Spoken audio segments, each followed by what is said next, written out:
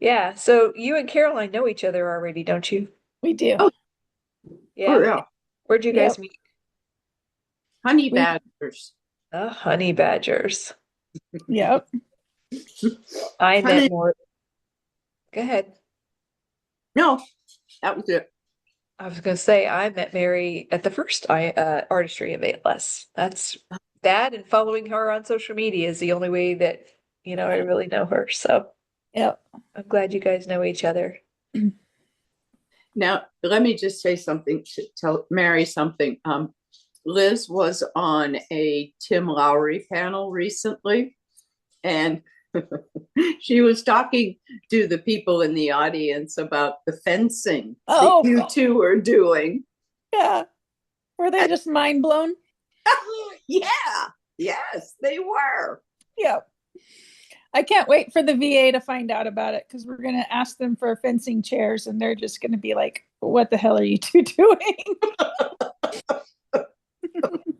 On that note, tell us a little bit more about that so that people who are watching this interview will kind of get a gist of what you guys are talking about. Sure.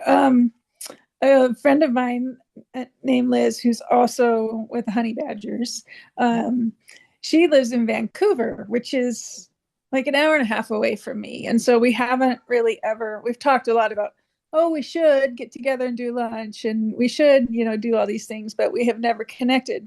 Well, I needed, after the Invictus Games and the kind of the getting home and the letdown of not having any sport going on in my life for the summer, I was like, I need to fill this void. So I went to the um, Paralympic website and was looking through the different sports, and I saw para fencing, and I was like, ooh. And they had a location for a trainer in Vancouver. And so I was like, oh, I've got to email him. And so I emailed him, and sure enough, that was legit. He's in Vancouver. And so I sent Liz a note and said, hey, do you want to do some sword fighting in your hometown? She was like, what are you talking about even? And so Bringing the I party to explained it, her. You're not even making her come to the party. right? And so she came and watched it was my second lesson. And then they convinced her to, put on a kit and we sparred a little bit. And I think she's hooked. And so we're both doing it on Tuesdays and Thursdays through the summer at least. Oh, So she's hooked. She's hooked. I hope so. I want to be hooked for good. I want to go through the different, I want to get good enough to compete in different levels and stuff. So it's going to be fun. So this is a goal. This is not just a way to spend your time. Are you like aiming for the 2026 Paralympics? Well, in a perfect world, yes, but I can't. I'm not, I'm I'm realistic enough to know that that would be a far, far reach. But the coach says it's possible um, if if we put in the time. If I put in the time, so I it's just a lot to get to Vancouver twice a week because it's 3/4 of the day Right. plus a driver. So in a perfect world, I'd like to. Yes, for sure. I'm super competitive. I didn't get that about you. Yeah. So yeah, that's what I'm doing with Liz this summer. That's really exciting for you both. I'm glad to see that. I love the Yep. pictures. Keep them coming Okay. for sure. All right, so these questions that I'm going to ask you today are very similar to the questions that we asked in the first artistry. But I do want to start out with, looking back at that first interview that we did, that was the first time that I'd ever met you. And that was a really hard day for you, I think. You were pretty down that day. Yeah. Um, Talk a little bit about, I know that you've got a lot of things going on right now, but tell us a little bit about that transformation with you. Yep. I do struggle with that if I'm not busy, which Mhm. is why when we were talking earlier about having had a busy year, I intentionally schedule myself pretty heavily because when I'm home with nothing to do, it really I get in my head about ALS and start to lose hope. And that has been a really hard challenge for me to deal with.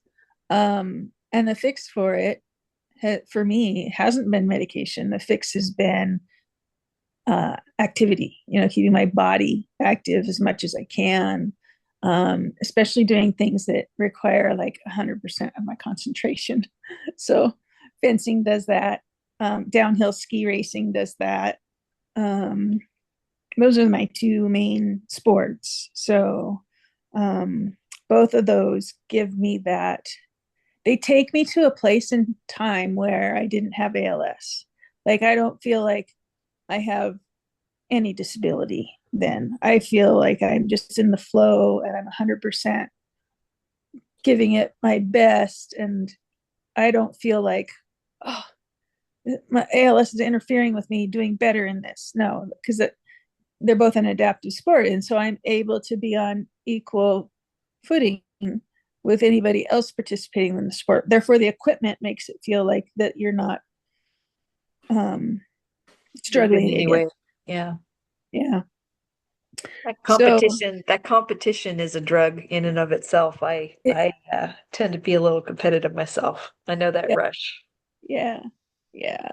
Yeah. And then right now in the summer, it's lavender season. We own a lavender farm, and there's so much to do, and that's been keeping me busy from the time I wake up till the time I go to bed, minus the mandatory rest periods where I finally learned to start to listen to my body and, okay, I got to go lay down for a little bit. Then I'll come back out and do a little bit of this. And I adjust my goals. Each day I have, okay, I want to do this, this, and this, and I might do this.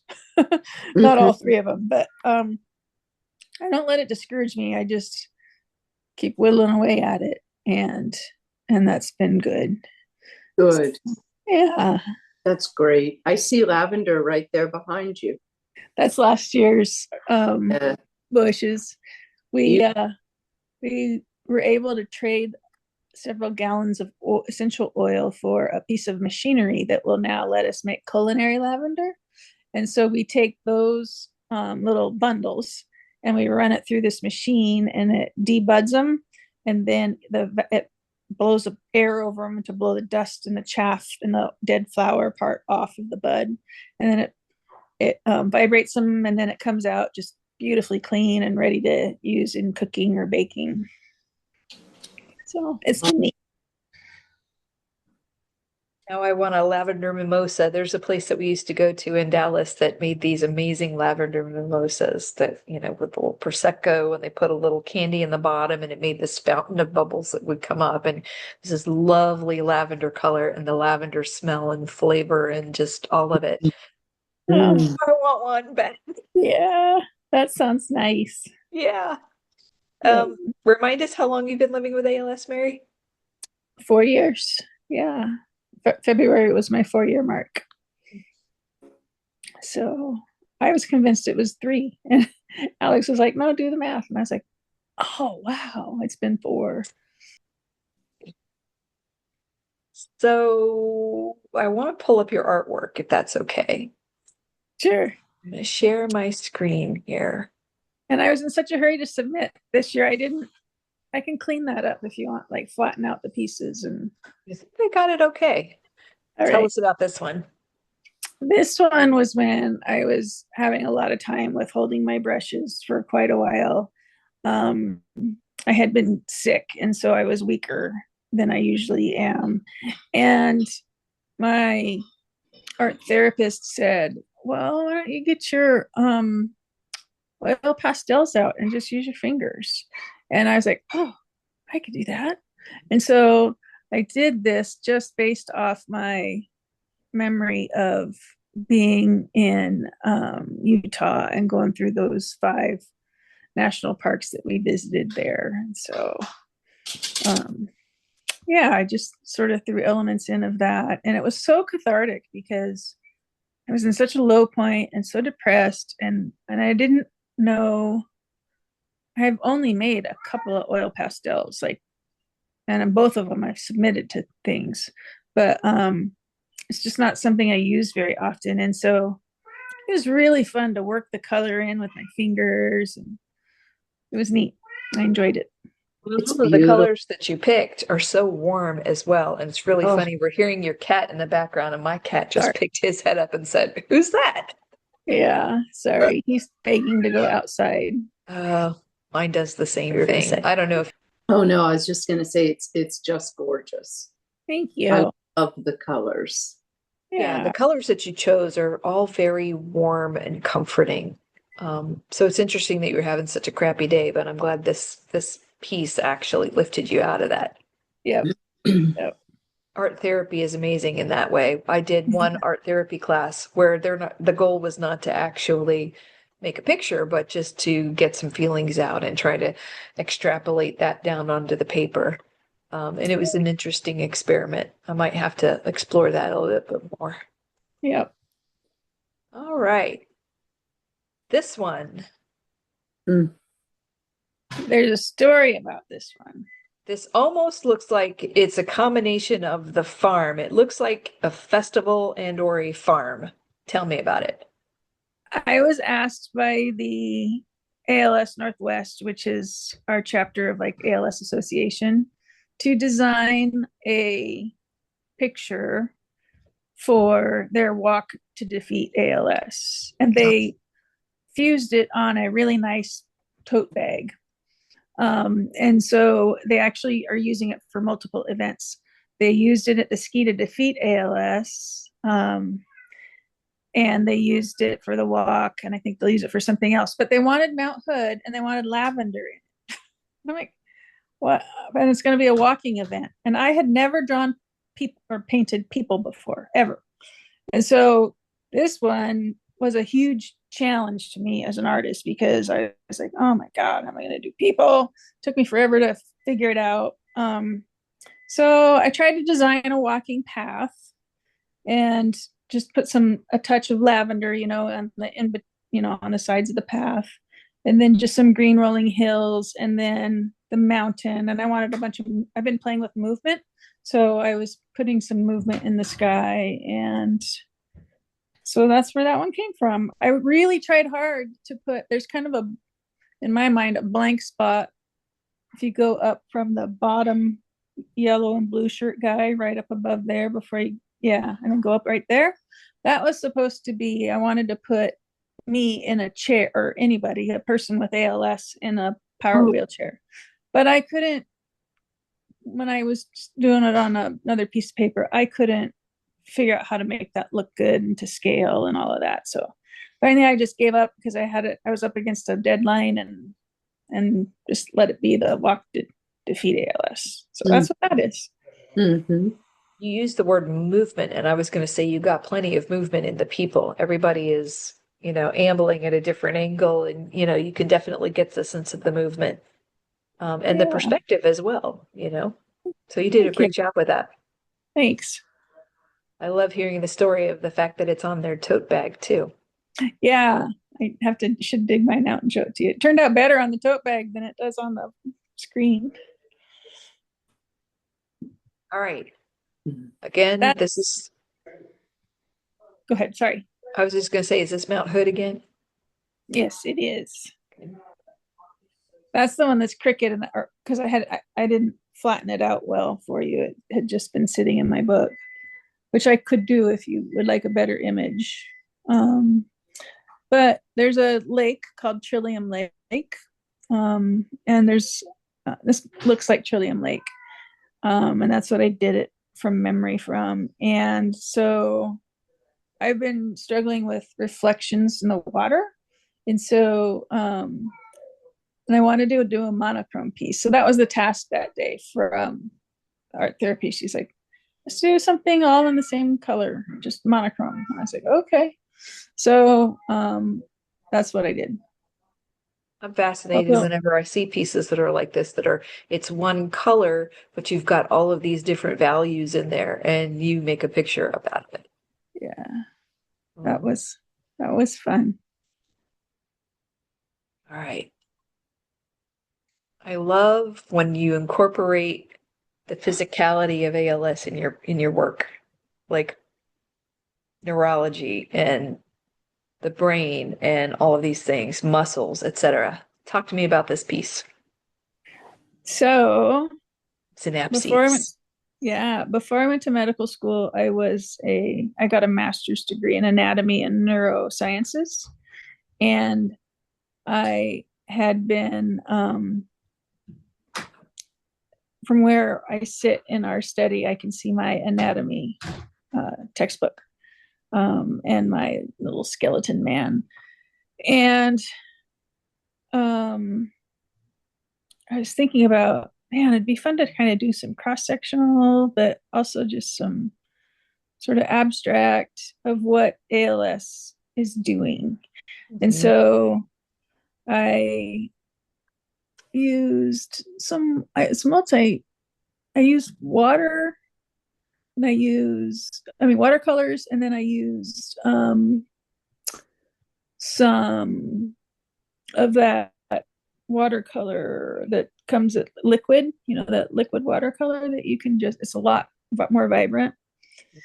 And I used some watercolor um, paint pens that have a brush on the end of them to do this one. But the thought behind it was I started putting these neurons in, and then they started looking kind of like dancing people to That's what I was me. thinking. And This guy up here looks like he's yeah, having a party. yeah. And so I was trying to give those some movement, but the reason they looked that way was I was trying to go for this just distorted, mean, evil look in them, kind of them just being the bad guy, if you will, and attacking this woman's, brain, spinal cord, and whatnot. So I was trying to get some lungs in there. Mm. And because breathing is probably the thing that's been affected most for me so far, has been my respiratory issues with this because of Right. my diaphragm speech. I have bulbar onset, so try to hit the throat where it's like gumming up in her throat. Mhm. And then, yeah, the arm I got in there. But I just wanted a lot of color, and I don't splatter a lot. And I was just kind of in an angry state a little Mm. bit about Yeah, what the disease I don't, ravaging. I honestly don't pick that up about this though, because what I'm seeing is your clinical mind dissecting all of the things that are happening, just Yep, trying to understand all of the things that are happening.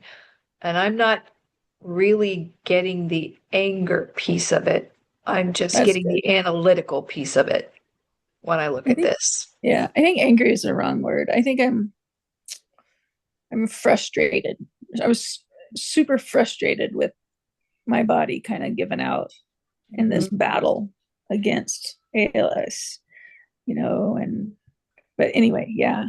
I spent half the time with Larry being angry or frustrated with his symptoms and being fascinated by what was going on and being Yeah. sad about the progression. And it was just this weird mix of all of these things together. Yep. So, Yeah. and then there's this one. That one I was in this tree of life kind of Hmm. Mm. group of series of things I was trying to do. And so that I was trying to do to look like a tree coming up, and then this brain getting attacked. Um it's not my favorite piece. I don't know why. I think because clinically it's just not as accurate, to my brain who's used to studying clinical textbooks of anatomy and what things are really look like. But this is just a letting loose of that and letting it just be an artistic piece. Well, and if you think about it in those books of anatomy, you've got this is the way it looks in this picture for this person, but everybody's body is different. And when you Yeah, actually go in and look at them, they're all different. And oh, that's not supposed to be there, but there it is, right? yeah, yeah. So this could fall right in there. And I was picking up on the tree of life part of it as well. That's one of the reasons why it's so organic and um Yeah, I picked up on all of that too. So this one is absolutely one of my favorites. I really like this one, but then aesthetically, boom. Oh, Oh yeah, oh, that one and was some. so much fun. Oh, And it gorgeous. was done in, I don't know, 20 minutes, half hour. And then the next day went in with pen over it to kind of design it. So I had bought alcohol ink and I had never used it. So this is my very first piece that I've done with alcohol ink. And so I was sitting there playing with the colors and I just picked out some colors that reminded me of the garden. And I was putting them on there. And I don't even know if I was thinking about a garden when I did it, but it started looking gardeny as it was going. So I stuck with these just vibrant colors. And then I started to see like a big long green bean, and I started to see a rose and some other flowers and a big leaf. And so it developed, and it's one of my favorites too. Oh, it's beautiful, Mary. Thank you. That's gorgeous. What did I it mean, look like to you when you looked at it? well, it definitely the floral components of it. Mm-hmm. I see an iris in there to me, Yeah, which is one of my favorite flowers. yeah. Um, all of the green and just, I mean, it reminded me of a stained glass window because of the alcohol ink and the way that you outlined everything. Um, Hmm. That's interesting. We do stained glass. So, and then, you know, this part right here, let me see if I can get this outline here. Try it again. This part right in here is different from a lot of the rest of it in that the colors all just kind of blended together, mhm. the green and the purple, and it's like this rivulet going down, and it just looks so organic. Yeah. It doesn't look like something that you put on the paper. It looks like it's something that grew there to me. Oh, neat, Yeah. neat. The way I used it, I have this hand air pump thing, that you hold in your hand and it blows air. And I think I got heavy on the ink there and it was running down. And so I think I was blowing it, if I remember correctly. Oh, yeah, that would make Well, sense. I love that effect that you got with it. Yeah, thank you. There's a little bit of that same effect right up in here where you're blending the same way, but Yeah, that just stood right out to me. huh, neat. So just the way it blended together, the way it would in nature, Yep. you know? Mm-hmm. I've only done like 2 or 3 pieces. I need to get my alcohol inks out again. Seeing this back is inspiring me to play some more with it. Good. It's beautiful. It is. It looks like Thank something you you. would see on a card. Thank you. Um, I, I would like to see it like on a silk scarf or something. Silk Yes, scarf, it would be beautiful. Yeah. that would be gorgeous. Yeah. Yep. I love that. Well, Thank you. thank you for taking us on this little tour. Yeah. So, of all of those pieces, which one is your absolute favorite?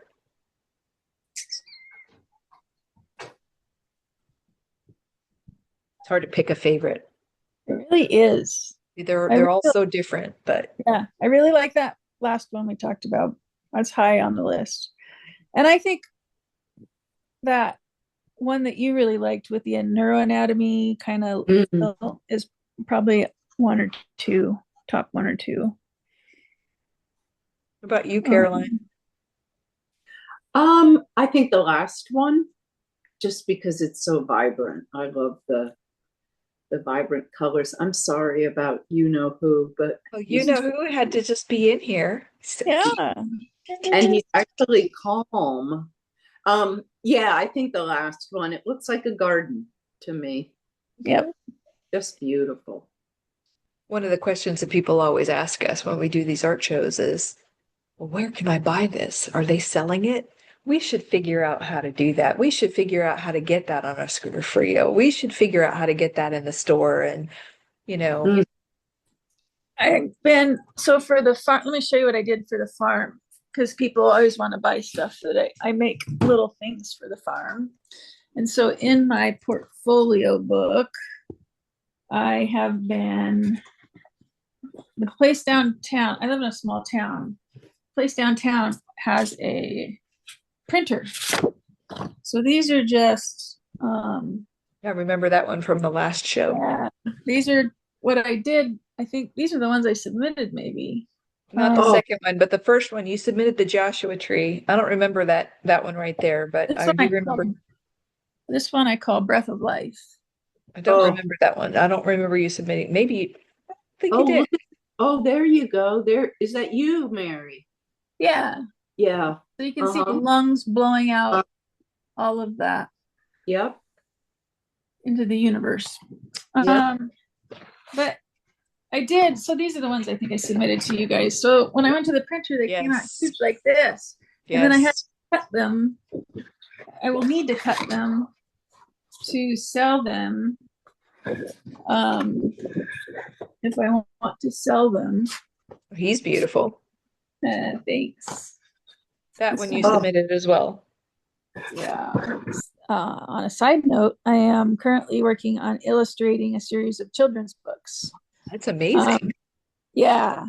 So I've written 3 books, and for a couple of them, I did some AI placeholding for me because I know what I want to paint there.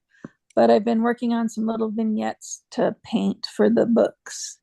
And so we're in the middle of looking for resources for that. So I'll start adding a resource for what to do with my art. I don't feel like, honestly, I don't feel like my art is worthy of trying to sell or do that with. But I guess art speaks to I have a very critical eye, of my own work, and I Sure. still feel like it's like a 8th grade, 3rd grade Oh, please. project. No, I'm Oh, serious, because I've never taken art and I had no exposure, so I'm brand new to it. But I feel like I'm such a novice at it. So I think there's so many people that think that or feel that way. I'm certainly one of those people. I dabble in lots of different crafts, and I'm better at if I can manually manipulate something than I am taking a pen and a piece of paper and recreating something. So, like I've made aluminum flowers. I made a whole bouquet of aluminum irises that I was going to put yeah, on Larry's grave, but then I decided, oh, they'll get destroyed. I don't want them to be destroyed. I spent all this time and I love them, so now they're still in my house. Um, yeah. I just don't have that particular. I don't have the eye. I don't have the freedom within myself to put it down on a piece of paper because it's not good enough. Right. And I think there's a lot of people that feel that way. Um, but I will tell you from the outside looking in at your work, I love your work. And I don't feel that way. I don't sit there and critique it and think, oh, she missed there's this blank space that, no, Yeah. we all do that to ourselves. But I love seeing a little bit of you down on that piece of paper. Awesome. we are, Well, thank we you. are our own worst critics. For sure. True. So what's your favorite memory around creating art? I know you've done a lot of it through art therapy, but do you have special memories? No, just One special memory is um, my daughter was out visiting, and I had my weekly art therapy session, and the art therapist asked if she'd want to join. And so my daughter and I painted together, and she did an exercise with us, where we had to close our eyes, and she walks us through the series of things to create, and then comparing what I did with what she did was just so much fun. And we talked about it and then opened up conversations, and it was a neat modality to be able to kind of talk some hard stuff with my kid. She's 30 now, but 31, but that's a favorite memory. What else about art? I think being even considered to be in any of art shows, that I've been in has been for my ego. That was a cool thing. But I just love sitting in there. I love sitting at my desk and creating. My creative spaces in the evenings usually, and I'm back in that bedroom suite by myself, and it's just me, and I can just sit down and I can and create whatever, and nobody's judging it or looking at it, and I can just, be free with it. I So, yep, love the thing I love about looking at your art is that it does open up those conversations, kind of like what you're talking about with your daughter. Everybody's going to have a different take on what they're seeing. yep, Um, I went to the National Art Gallery when was in DC a couple weeks back, and there was this one gallery. It was the Dutch Masters, and it wasn't even one of the most important Dutch masters, but there was this one series of paintings by this one artist, and I can't right now tell you who he was, but they looked like they were backlit. The light just jumped up off of the canvas. And I had to get up really close to just say, is this really? And they were painted in the 1500s. wow, And they weren't cracked, they weren't crazed. Maybe they'd been taken, special care of or whatever, but they literally looked like they were backlit. Like there was yeah, a like in a light paint or whatever. It was amazing. And there was a couple standing there in the gallery with me, and I just had to like share that with somebody. Can you yeah, believe this? And he's like, I'm an engineer. I can't believe this paint has lasted this long. And we just got into this conversation about these couple of pieces. And yeah, art does that, when you yep, sit down and you look at it with other people, everybody's going to have a different idea yeah, about the yep. art. I agree. It is more fun to look at things and talk about them with someone else than just to simply view them. Whether it's in your art or even looking at art, what form of art speaks to you the most? I really love, is it impasto? Is that what it's called? What Van Gogh did? Where it's just thick paint and And it's so much movement and swirls, but it's all these tiny little strokes. impressionism. Yeah, Yeah. yeah, that speaks to me. And so I tried to paint some stuff like that the other day, and um, I like it. I'm going to keep going with it. My art therapist said, don't go with it for your books because that's not your style, and you want your style to be what's in your book. But that's where I want to grow as an artist. Is I want to grow in that direction where I can just invite all this movement and depths of color. Well, that piece that you did for the ALS walks has Mhm. Mm. that kind of movement, and it also sort of has that same kind of impressionism in the way that you drew the people, and it does have Cool. that kind of movement. So you're working your way towards that. So that's good. Good. Yeah. Like when you talk about that, about the Van Gogh, the Starry Night, Starry night. Yeah, that's tiny the one. movement. Oh, so beautiful. I just did let me see if I can show you a picture because it's in the other room. I did a oil pastel of that with Mount Hood Mm. in the Starry Night. Let me see if I can find it. I don't know if I haven't taken a picture of it yet because it's not done. But anyway, it's been a lot of Mm. fun. Well, I would love to see it when you get ready to share it. Yeah, I'll put it on Facebook or something. That would be amazing. So Have either of you done any of those immersive experiences with Monet or Van Gogh or any of those where you go to? No? I want to. You Yeah. should, Mary, because you can just sit there and you don't have to move, and it moves around you. And I think I sat through three. I stayed and I stayed and I stayed because you pick up different things each time it goes around. I can't Yeah. tell you who put the one together that I went to, but I went to, it was a Monet exhibit and it was in Atlanta, and they basically just kind of like Party City just rents out a blank space and they project the art on the walls. Mm-hmm. They have one Yeah, or two exhibits that you walk in that are, here's his desk and or a recreation of his desk or what have you. And then you go into the main hall, which is just a big open space, and they just project the artwork all the way around. And they right. have, sometimes they animate it for you as well, and they have it together with music, and they have comfortable chairs that you can sit in, and Mhm. sometimes those little mushroom chairs on the floor, or director's chairs, kind of like slingback type, hammock type chairs that Yeah. you could just sit and just be there. Yep. Definitely is on my list to do. It's a neat experience. It's definitely worth it. And take your time and go slow, and you're definitely going to get your money's worth. Yep. Yep. So people have learned an awful lot about you as a person just watching this interview, but is there something that you want people to take away about you? I guess I would say that, my philosophy with ALS is that not that I'm dying of ALS, but that I'm living with ALS, and I am going to live life to its fullest all the way.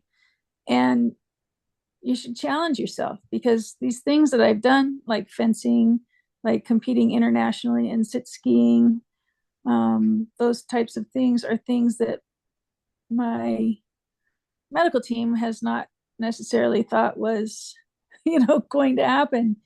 And and it's not the message you really get a lot in our community. But go try, go try what you think is impossible, because it's very oftentimes possible. And there's a way to work around the disease usually, so find the way around, because there's so much fun to be had in finding the way around. Where have we heard those words before, Caroline? I'm not dying from ALS. I'm living with ALS. We It's just like did an interview. you're outsmarting it, man. And good for you. Good for you. I'm trying, as long as I can keep a little bit mobile, Yeah. I'm trying. Well, you're doing a great job of it. Serious. It's good to see you smiling, that's for sure. Yeah. Yeah. Thanks. Yep. Yeah. So, is there a question that if you were doing this interview that you would have asked that I didn't ask you? I don't think so. No. I think it's been great. I don't feel like anything's unsaid, so I think we're good. About you, Caroline, is there anything that you want to ask? Um, no, not about Mary's art, but Mary, can you see Mount Hood from where you are? Yes. Let me show You you. can. Let me scooch this way on the couch. I'm so incredibly jealous. Do you see it? It's pretty No. bright out there, so all I can see is Yeah. the brightness. Yeah. Oh, it's right out the window. You can That's pretty see awesome. it. Wow. That's amazing. Yeah. That's wonderful. Wonderful. Yeah. That was my question. Yep. And I would sit here when I was first diagnosed. We were sitting in this room, and the ALS Association folks were here, and I was sitting right where I am now, looking at that mountain. And the whole time I was thinking, I'll never be able to ski again. And this last season was my 50th year of skiing, and I was just crushed. And then they asked me, what were some of my goals? So I told them, and they said, well, there's this thing called adaptive skiing. You should look into it. We do an event once a year. And then it just hooked me like a fish, Sure. starving fish. And I've just run with it and loved it. It's getting harder now for sure. So, broadening my horizons and learning other sports too, to fill in some gaps, has been important for me to do. Because if I don't have a plan, that's when I really get in my head about ALS. So, Yes. Yes. Yes. You Yes. started that, what, about 2 years ago, the adaptive ski? I think I did it my first winter of ALS. So that would have been 21, I think. Or was it 22? I can't remember. I think it was 20. I don't remember that you were actually, I'll have to go back and look at the interview. I don't think you were yet skiing when we did our first interview. Oh, okay. It was the summer of 22 that we did our first interview. Okay. All right. Yeah, that was a pretty hard time. I'm much more at peace, sort of existentially. That angst has calmed down a lot this year through art through sport, but also through meditation and mindfulness. I've been doing a ton of that, and that has helped quiet all of the, things going on in my head about the disease. It's been really, really helpful to do that. I should probably take some classes on how to do that with people. Yeah. I'm very good about being very mindful for myself, but I still am on a lot of support groups and am supporting people who are newly diagnosed with FTD. And that is, the most fearful time. We call it your hair on fire time. And people don't know when they want to know, what about this and what about this and what about this? And the answer is we can't know because everybody's journey is different. And so you can't spend every single day in that high state of anxiety. You've got to figure out a way to get it down. Right. I think that's going to be my next step, Caroline, is learning how to guide people through some mindfulness techniques so that I can help them on the support groups instead of just going, "Oh, that's really awful. You should get a therapist." If I could actually maybe do a little do a mindful exercise. Katrina used to do a mindful exercise before our it wasn't Scribes of Strength, it was the Writers Guild at that time. Get us all, in the right mindset to have that conversation. Yep. I learned a lot about it when I was training with Team USA in the Invictus Games. They had a sports psychology coach who was with us. So he, for the week before the event, he would give us lectures every day on how to be mindful and how to apply that to sport. And I just really adopted that and took it home with me and use it daily now to calm down, because it's not always rosy, as you've seen from me. But when I get into that panicky spot, now I know how to instantly kind of find my center, bring it down, breathe. Yeah. Replace this thought with that thought. Here's your mantra. Okay, we're okay now. Right. Yeah. And I didn't have to reach for a bottle. Like I wasn't reaching for a lorazepam. I can just do it myself. Right. Absolutely. Good answer. Yeah. Well, this has been great. It has been fun. Yeah. Well, I want to thank you for getting together with us again. Thank and you. sharing your artwork with us this year. And I'm really proud of all the work you're doing out there. Keep Thank you. sharing what you're doing on social media because we're really enjoying it. Okay. Well, thanks for what you guys are doing. Amazing. Bringing attention to all the good that's out there as part of this horrible disease too.